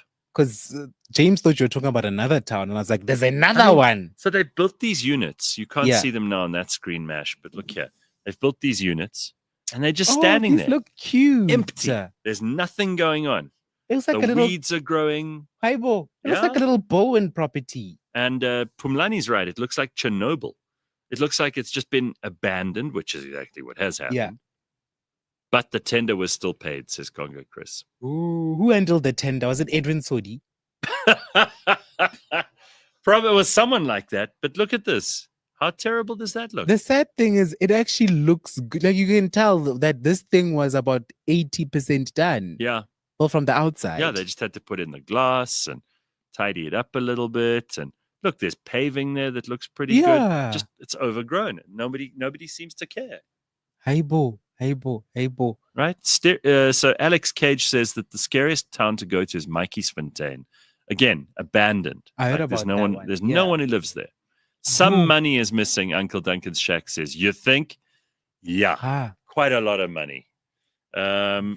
Rebellious Ruth reminding everybody to like and subscribe. Thank you very much, Ruth, because if you didn't remember, I wouldn't. Oh, Batung. There's so many of these abandoned projects. Yeah. I was actually driving through, was it Benoni/Germiston? Like somewhere there. Oh, yeah. With my aunt and uncle. And there was a taxi rank that we saw that actually looked really good, but there was nobody at that taxi rank. The taxis weren't even going there. And it was down the road from the actual taxi rank. Yeah. So this was a new taxi rank that government started nothing. building. And it's state of the art, even had bathrooms and buildings, and normal taxi ranks are just metal roofs and that's all you get. So I was really impressed by this taxi rank, but it was just abandoned because they didn't even complete the project. And it's in Benoni. I can't pinpoint exactly where, but I know Roundabout Road, somewhere there. Okay. When you're in that area. And it was just abandoned just like that. So apparently we have a lot of these projects that are just abandoned. And it's sad, man. Well, just saying, Jared said, don't forget there's a haunted hospital in Kempton Park. I've heard about that. That I saw on TikTok. Yeah, that's terrifying. That is terrifying. Terrifying. I wouldn't go anywhere near it. Are you surprised that our communist government built a Soviet simulacrum? So they used to build these Potemkin villages. That's what they used to call them in Russia. It was like a perfect example of how society could be in utopia. Yeah. But they would be full of actors and it would be like a Hollywood set. It was nonsense. It was like there was a front and behind it was nothing. And that's essentially what so many of these projects look like. It's like, we're going to build, you remember Cyril with his, we're going to build our city of the future. I remember that. The mega cities. Yeah. And the trade hubs and all of this stuff. Where are they? Where are they hiding? Still waiting. Nobody seems to know. Carl DeSantos says, I live in Ekurhuleni. It's slowly becoming a shithole. Were it not for community groups cutting the grass, maintaining the roads, etc., it would be even more derelict. Fuck the ANC and EFF. Well, the other ones that you've got to be angry with at the moment are Action SA. So apparently they backed the ANC with the budget yesterday. Herman Mashaba was all proud of himself. He's like, we're going to bring about what they've done is they've given the ANC the ability to raise more taxes. Yeah. But then I saw Fikile saying that the 0.5% VAT increase is temporary and it'll go down once things are better. I want to read you. I'm not going to be able to find it now, and I'm not going to go and search for it. But that idiot Herman Mashaba was saying, Action SA has done a wonderful thing for the people of South Africa. Tax relief, he calls it. So instead of charging us, I don't know, 1 or 1.5% VAT, he's proud of the fact that it's only 0.5. That's not called tax relief. It's still a tax that we didn't have last year. And it makes a very big difference. It makes a huge difference. Everything is going to be more expensive. So don't try and market this to us as some kind of win. We're going to pay more for everything. How is that winning? You're basically screwing us. This is like your hand is going into our wallets and purses and taking money out. Don't try to market this to us as a big win. It's tax relief for South Africans. We're not as stupid as you think we are. Remember, Gareth, these people are so disconnected from reality. They've lived so long now, not paying a single bill, not paying for fuel, not driving themselves around. They can't relate to an average South African. To them, that 0.5% is, 0.5% is whatever. It's whatever, guys. Yeah. Correct. But they don't, actually, a part of me doesn't even expect them to relate to us. Because how can they when they don't pay for anything? You know, the day that government says Bona, MPs and all these guys in government, in parliament, all of them, no more blue light brigade, no more housing subsidies, whatever subsidies that they're and getting. their kids must all go to public schools, and Their their kids kids must must go, go to yes. public hospitals. That's the only way. Yeah. That's the only way. Their kids, their families, all those people must go, because any little cough in their household, they're the first to run to the most private hospital. Sure. They're flying out to Switzerland to go get medical checkups Yeah. and stuff like that.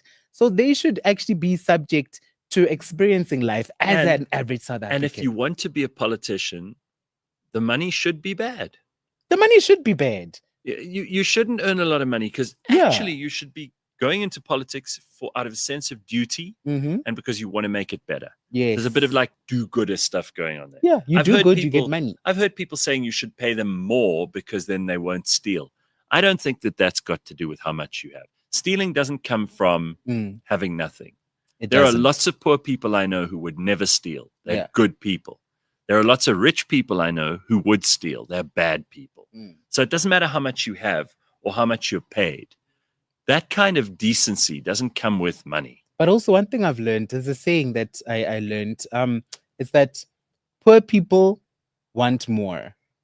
Rich people want to hold on to more. So the more you have, the more you want to hold on to it. Sure. That's why you hear stories about rich people evading also tax. because you know how hard you've worked for what you've You got, know. right? Yeah. So whether you're rich or poor, you don't want to lose. You don't want to lose either way. And this is why I'm pissed off about this tax increase. Because by going after, I mean, look, all tax is bad, right? Yeah. But by going after poor people, because that's what VAT increase will hit the hardest. The VAT increase is going to make it very, very difficult for poor people to be able to afford the kind of life that they already have, which is not great, because living in this country and being poor is horrible. So now everything's going to be 0.5% more expensive, from the cheap things to the expensive things. It's all going to add up. Yeah. And this is basically because this government is rapacious. It wastes money. It steals money. There is fraud all over the system. And now who's going to pay for it? All of us. I got a message from my medical aide yesterday telling me, oh, just by the way, because of the VAT increase, we're upping our prices. Oh, I got that as well from Discovery. Yeah. Oh, geez. Like, all right. But I suppose that's how it works, right? You pass it down to the consumer. Yeah. That's how it happens. They're not going to take the hit for it. Why should they? So who ends up with the hit? You at the end of it, the one who has to pay. So the same thing goes for food, transport, everything. And they don't realize what a disaster this is. Our economy is not growing. This is going to set it back even more. Tax is theft, plain and simple, and the ANC is stealing everyone blind. Yeah, and I think I have to give credit, just like I criticize them when they do bad things. But I was saying for a long time that the DA have lost their way, that they've screwed up. They screwed up on the Bella Act, the Expropriation Act, the NHI. This one, they've stood their ground. And it could mean that the government of national unity is no longer there. Yeah. But they're not supporting this new budget. And I don't think they should. So at least they've got principles, even if people like Herman Mashaba don't. Yeah, I see that DA tweeted here. Action SA has done a deal with the ANC to pass a 1% VAT hike over the next 2 years. 1% over 2 years. Okay, over 2 years, making life more expensive. The DA condemns this sellout tactic by Action SA, which has worked with the ANC to adopt the budget and has condemned South Africans to a higher cost of living. So when everything gets more expensive, I want you to remember who to blame. Huh? Hey. I want you to remember who to punish at the polls. Hey. Because this is very cruel. This is cruel. Yeah, it is. There is only way that we could get our spending under control and actually have a budget that makes sense is by cutting government, by cutting costs, not by increasing VAT. When your life gets more expensive now, remember who to blame. Yeah. Medical expenses don't have VAT. Why does medical aid go up? Doesn't make sense. But all the services do. Hospital costs, all of that stuff does. So, Mapelo, there's a cost implication there for everybody. Yeah. Eskom rates also go up today. Lee's reminding us. There's another thing you have to worry about. Hey. Think about it. The only government section that works is their money collecting section. Yeah. SARS. Incredibly, yes. Works very well.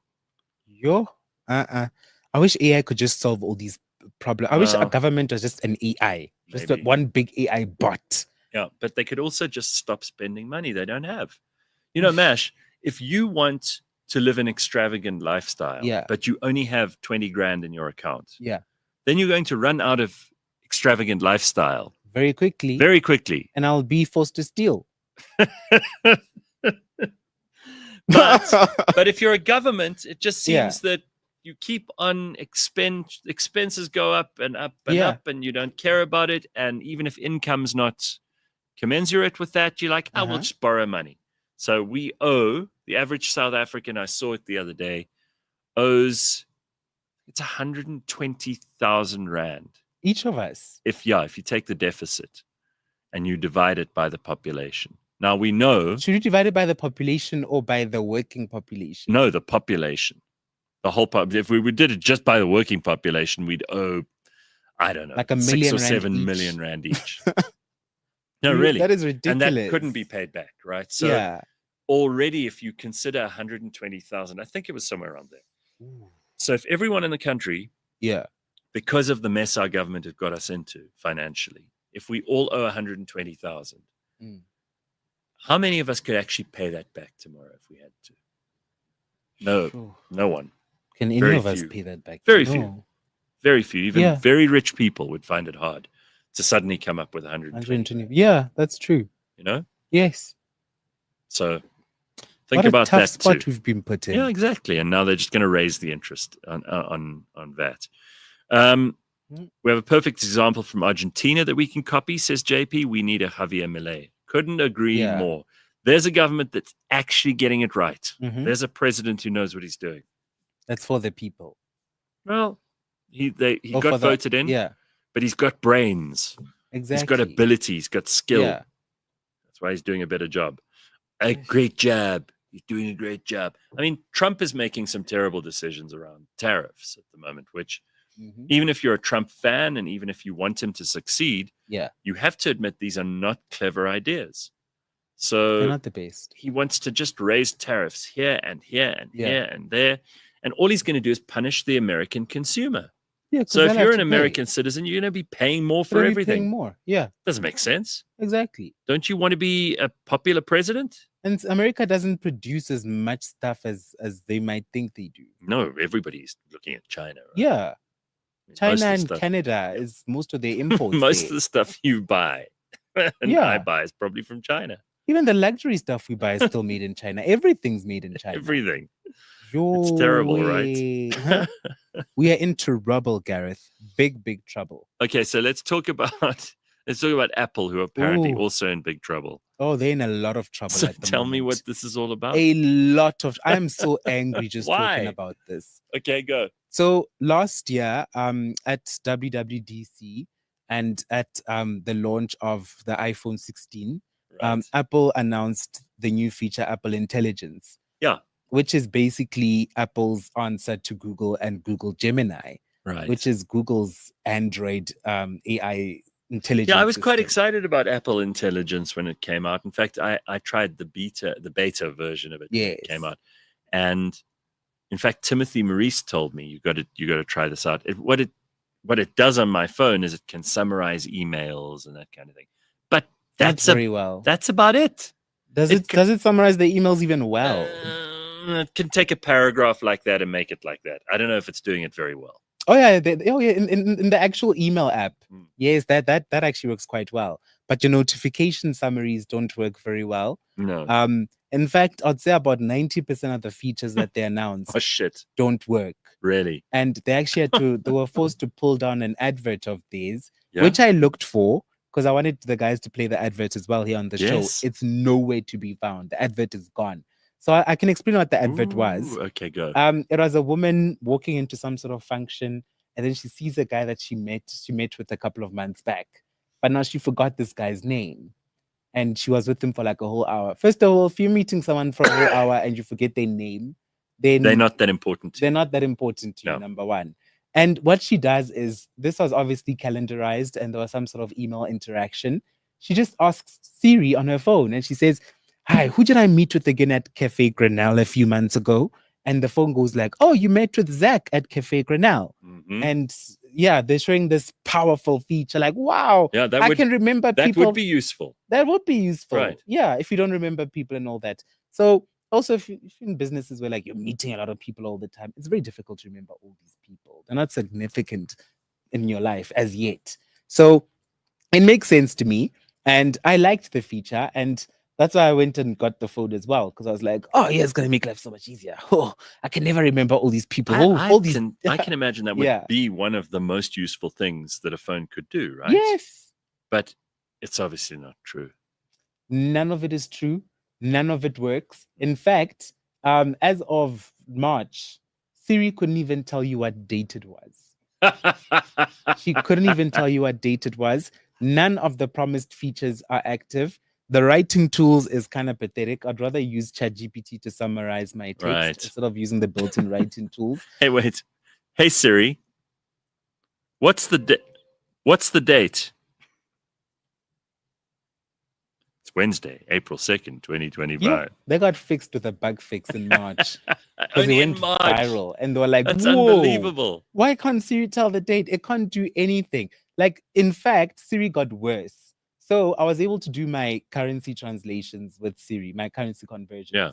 So I'd ask Siri, actually, let me take my phone off silent so you guys can hear this. So I'd ask Siri, hey, Siri, what is $500 in rands?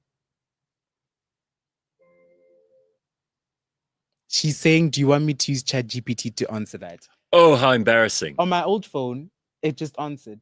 Yeah. It's getting worse. It literally is getting worse. So you're very angry with Apple about this. I am very, very furious with Apple because it actually feels like a downgrade. It definitely feels like a downgrade. So they're in big trouble. It does. And also Apple's head of Siri actually announced that, look, we're going to be reworking this thing from the ground up. Oh, so they're abandoning current architecture, wireframing, all of that shit, and they're going to start again. They're starting from scratch. That's a big come down. That's a big come down, especially when you consider that the iPhone 16 is being marketed on these features. Right. That's the whole premise. Because let's be fair, I saw someone the other day who had an iPhone 11. Okay? Yeah. And not that much has changed. Not much. They've changed it a little bit, but if you ask me, I would need to check on my phone what kind this is, because I don't actually know. Yeah. It's a 15 Pro. Okay. Yes. But I don't know that the 16 is that much better. It's not. You've got it. Yeah. And it's not. There's nothing. In fact, all the features that they've promised, none of them are here. Yeah. None. If any of them are here, it's about 10% of the features promised. And so who's doing cool stuff in tech at the moment? Maybe we should get up. Remember we used to have Gadget Girl Claire. She was cool. I like. Maybe get her in and let her tell us what's going. Because it seems to me like everybody's a bit stuck. Everybody's a bit stuck. The thing is with AI is that because remember Apple has always been one company that has always adopted things last because they wanted to. Yeah, they used to be in the very beginning. They were first. Yeah. They quickly slipped after. Yeah, but now it's a case of AI just came out of the blue, Gareth. Yeah. AI starts with the chat. Remember, 3 years ago, AI wasn't that much of a thing. Just 3 years ago. Now it just came and has taken over.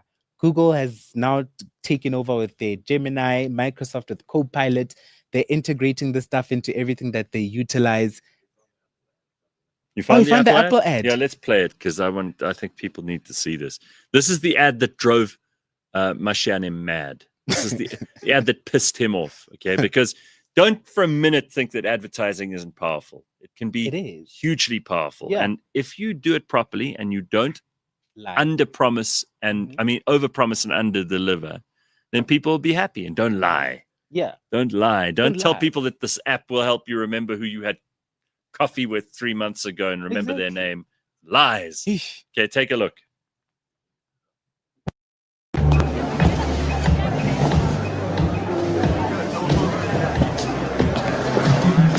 Siri, what's the name of the guy I had a meeting with a couple of months ago at Cafe Grinnell? You met Zach Wingate at Cafe Grinnell.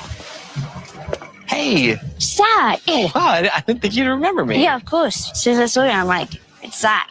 Nobody walks like Zach. I am genius! Yo, that's a big promise. That is a huge promise.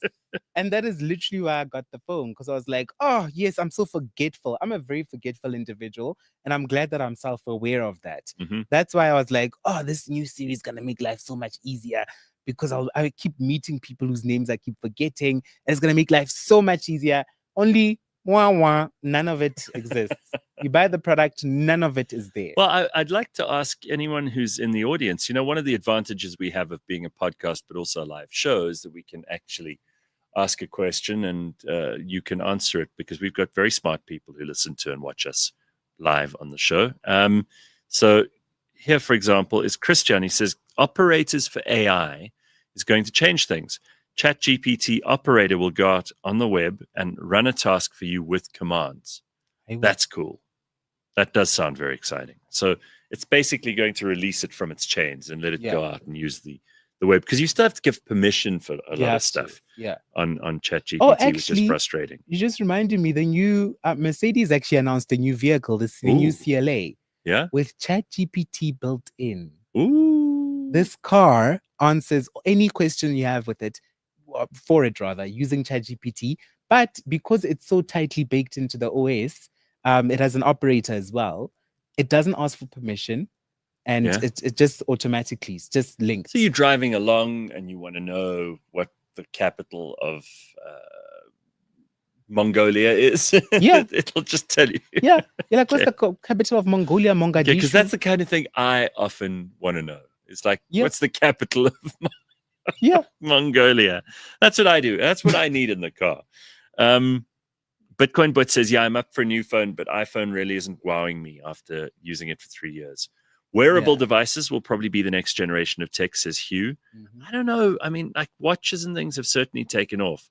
But all of that crap about like smart clothing that can read all of your information all the time, I don't know if that's really useful.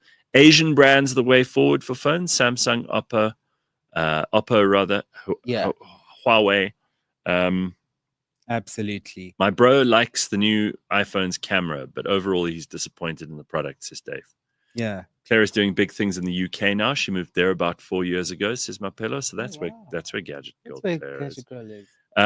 Jethro says, I bought a new City Golf Chico in the 90s for a price of an iPhone today. The world has gone mad. Yeah. Also, these things have gotten too expensive. Huh? I brought a brand new City Golf Chico. I mean, that's phenomenal. Sure. Manus AI is doing proper AI agent functions that can do amazing things. Try it out. That's Manus, M-A-N-U. Manus. Yeah. Check that out. We learned about agnetic AI. ChatGPT is a chatbot. Agents perform actions for you. MCPs are like plugins to focus on specific tasks. Okay. I know with agents as well, you can also set parameters for it. Agents come in, for example, in our organization, we use Copilot agents. Okay. So for HR, we have a Copilot agent for HR, meaning that we just load the HR policy into that agent. We give it limitations that we don't access the internet, only reference these policies. And any questions anybody has for HR, send an email, the agent responds based on what's in the HR policy. If it's something that's not in there, if you're just asking bollocks, then it's going to say, I don't have capacity to answer that. Sorry, ask me something more relevant. So HR is now being... Slowly but surely. That's good. Everybody's being replaced, Gareth. Everybody. HR is not even going to survive this. Johan says in the comments, Grok is my go-to at the moment. Have you seen the unhinged setting? It's crazy funny. I've got to be honest with you. I have to try that out. Yeah. So do you try it within the X app, or do you actually download Grok as a separate app? It's in the X app. Okay, yeah. So I mean, that's where you would use it. Yeah. I've never actually used Grok. I sometimes accidentally touch the tab when I'm like watching Twitter porn. I mean, when I'm on Twitter watching other stuff, but I've never actually, watching other stuff, he says casually. Yes, sis. Do you guys know what that means, Flex?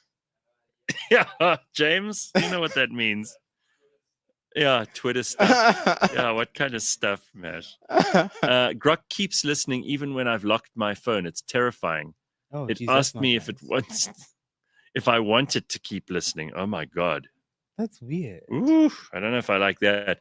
Jagger says something I have covered on my YouTube channel, Web UI and Manus AI are the AI plugins and models that would control your own browser and execute tasks from ordering on Uber Eats to building no-code software. Oh, that's amazing.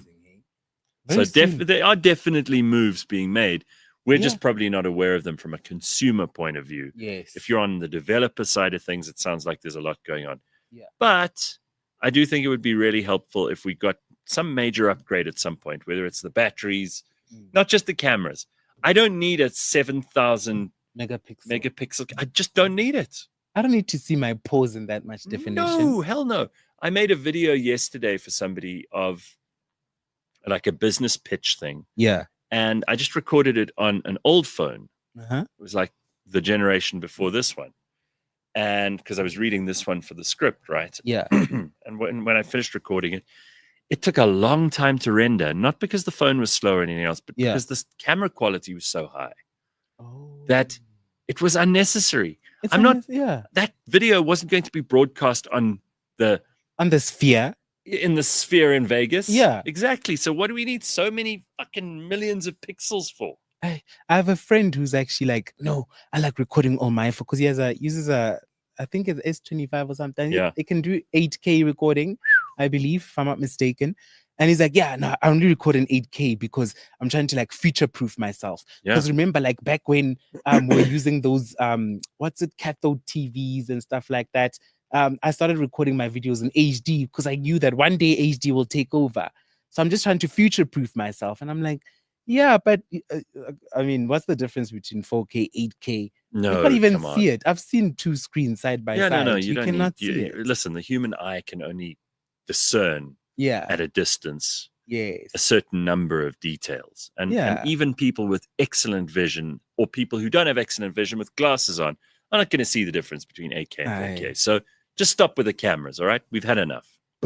All right, and we've actually spoken about all kinds of stuff. Fat people, tech, AI, travel, holidays, skiing. It's all happening this morning. It's full circle, hey? Yeah, and even we managed to get you and your Dubai guy who wants to pay you money to do all kinds of dastardly things. It's all happening, man. $10,000, y'all. Yeah, well, I don't see why not. Yeah. All right. Thanks, everybody. We will see you on Friday, bright and early at 6 a.m. for a nice weekend show. And don't forget, this month is full of holidays. So make sure you know what your calendar looks like and don't go, oh, is it a public holiday today? First one, I think, is Good Friday. Yes. Like the 18th. Yes, it is. So pay attention and we will see you on Friday. Have an awesome day. Ciao.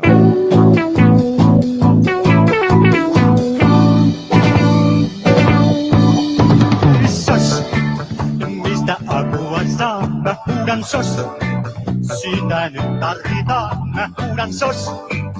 Olen niin onneton taas mun nainen jättänyt on sos. Nainen jätti taas mun. Mä huudan sos. Miten tästä toivun? Mä huudan sos. Kyllästy elämään eikö toivoa on missään. Nyt olkoon määränpäänä ennem koi. Saan siellä seurautta ennem koi.